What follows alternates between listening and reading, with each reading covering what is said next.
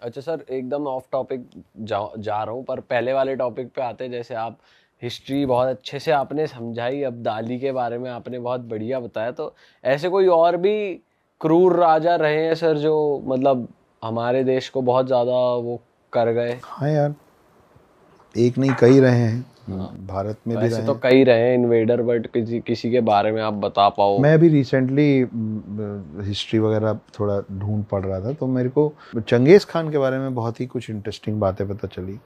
Mongol था, और माना जाता है कि उससे ज़्यादा क्रूर कोई नहीं हुआ है।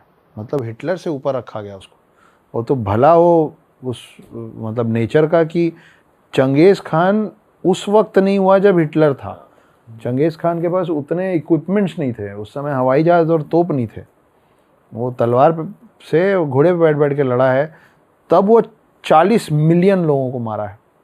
अच्छा, क्या बात कर रहे हो, ये डॉक्यूमेंटेड है? हाँ हाँ, 40 मिलियन लोगों को वो मारा है अपने एक जीवन में। बाप रे। आप सोचो। 4 crore. 40 million is 4 crore. 1 million 10 lakh, हाँ, 4 करोड़ लोगों को मारा है। वो एक समय में इतने लोगों को मार दिया था कि एनवायरनमेंट में जो ऑक्सीजन और कार्बन डाइऑक्साइड का बैलेंस होता है ना, वो बिगड़ गया था। कार्बन डाइऑक्साइड घट गया था पूरे एनवायरनमेंट से, क्योंकि कार्बन डाइऑक्साइड छोड़ने वाले तो हम होते हैं।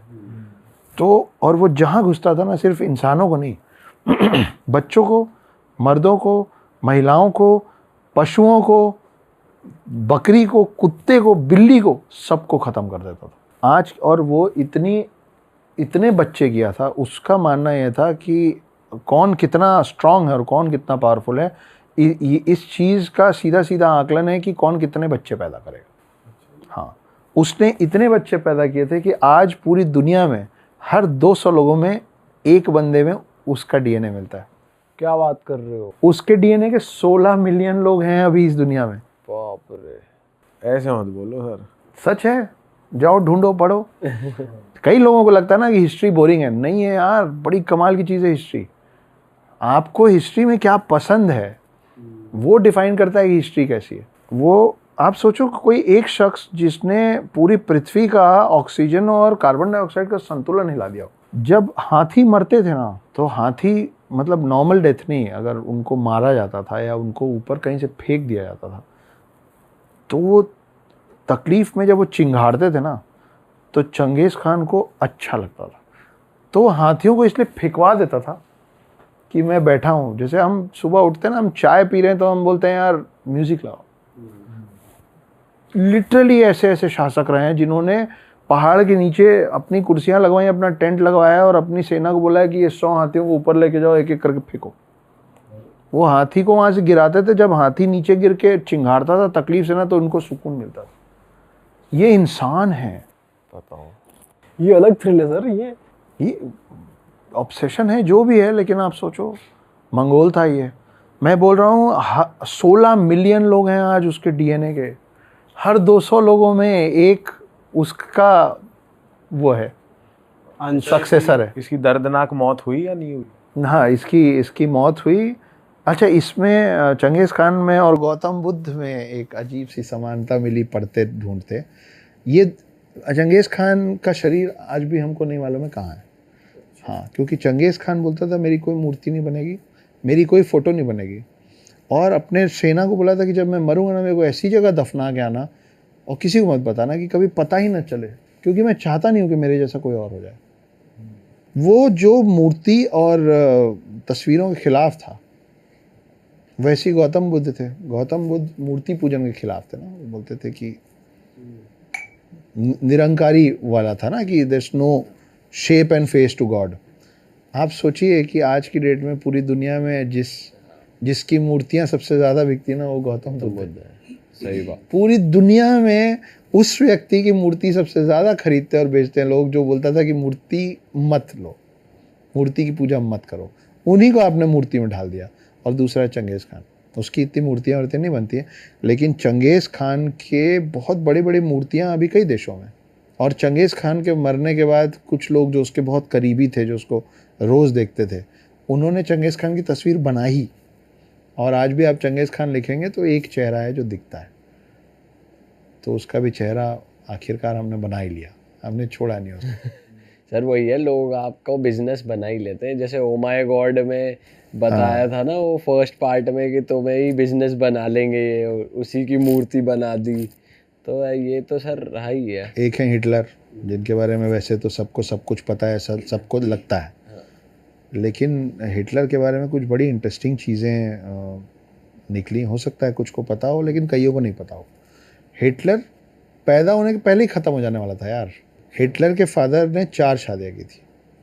हिटलर की मदर इस शरीर को पैदा करने के पहले अबॉर्शन के लिए गई, लेकिन जब तक उसको समझ में आया, पुराने समय की बात है, जब तक उसको समझ में आया मैं प्रेग्नेंट हूँ और वो गई अबॉर्शन के लिए, तो डॉक्टर्स बोले कि अब अबॉर्शन, एक समय के बाद अबॉर्शन नहीं हो पाता ना, तो डॉक्टर बोले नहीं अब अबॉर्शन नहीं हो पाएगा, अगर अब अबॉर्शन कराओगे तो तुम्हारी जान को खतरा है, इसलिए उसका अबॉर्शन नहीं हुआ।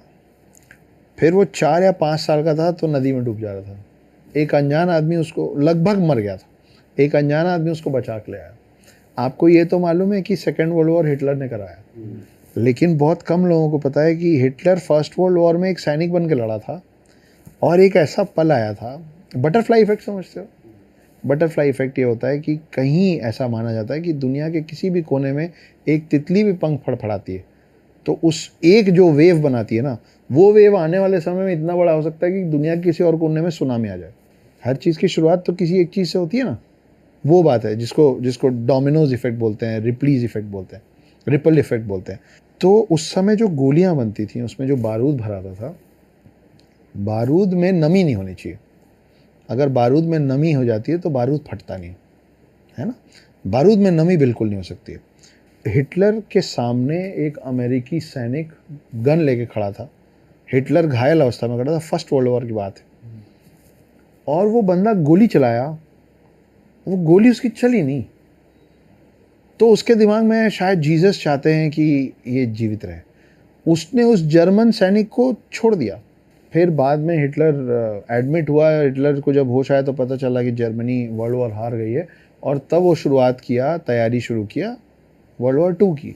सेकेंड वर्ल्ड वॉर में जब पूरी दुनिया ने हिटलर का चेहरा देखा तो ये अमेरिकी सैनिक जिसने उसको छोड़ा था, उसने बोला ये तो वही है, ये तो वही लड़का जिसको मैंने छोड़ दिया था। आप सोचो वो उस दिन मर जाता तो सेकेंड वर्ल्ड वॉर नहीं होता।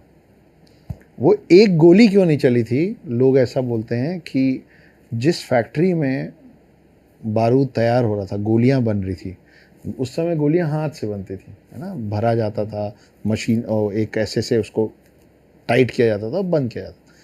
वहाँ पे जो कारीगर, जो कर्मचारी, जो लेबर काम कर रहा था, उसकी पसीने की बूंद गिरी थी एक छोटे से बारूद के टुकड़े में। आप सोचो कि 1 in a million चांसेस में ये हुआ था कि वो बारूद का टुकड़ा जिस गोली में गया, हजारों लाखों गोलियां बन रही थी, वो बारूद का टुकड़ा जिस गोली में गया, वो गोली इतने 100 सोल्जर्स में जिस सोल्जर के हाथ में गई, उस सोल्जर के पास जो 200, 400, 500 गोलियां थी, उसमें वो एक गोली जब वहाँ फंसी थी तो सामने हिटलर खड़ा था और वो नहीं चली।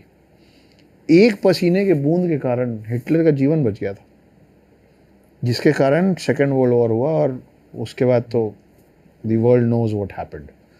तो ऐसी, हिटलर बहुत कमज़ोर दिल का आदमी था, हिटलर बहुत डरता था, लेकिन जब आखिरी समय आता है ना किसी का भी, तो आपको विद टाइम मौत से आपका डर घटता जाता है। जैसे जैसे अब वो पूरे दिन तो मौत में रहता था, हर दिन उसके पास आंकड़े आते थे कि आज कितने मार दिए।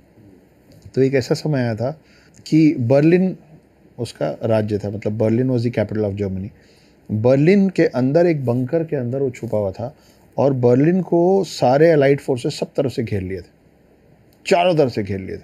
तो उसके सब कमांडर्स वगैरह आए एकदम टेंस्ड, लेफ्टिनेंट्स ये वो, बोले सर हम सब चारों तरफ से गिर गए, चारों तरफ से गिर। आपको पता है हिटलर क्या बोला था? हिटलर मुस्कुराया था और बोला था ये तो खुशखबरी है। तो लोग बोले मतलब अब निशाना लगाना पड़ेगा, कहीं पे भी चलाओगे दुश्मन ही मरेगा, चलाओ, सब तरफ गोली चलाओ। ये बोलने के बाद वो अपने लोगों को लगाने के बाद उसके 1 या 2 दिन बाद वो ईवा से शादी किया था। आपको मालूम है हिटलर को जिस लड़की से सबसे पहले प्यार हुआ था वो खुद यहूदी थी, जूस थी। अच्छा। और फिर बाद में जूस के ही अगेंस्ट वो इतना बड़ा हॉलोकॉस्ट किया। तगड़ा ही ब्रेकअप हुआ मतलब, ज़्यादा ही तगड़ा हो गया। तगड़ा ही बदला लिया गया है। हाँ खैर, अपन बात करते करते अपन इस पे हंस दे रहे हैं, लेकिन बहुत विभत्स है वो। सही बात। मेरे को तो उस वजह से आज भी इजराइल की तरफ मेरी सिंपैथी बनी हुई है। अभी भी जो हो रहा है, वो अभी चंगेज़ खान की बात कर रहे थे, आपको मालूम है, मैं इजराइल बोला तो मेरे को ईरान याद आ गया।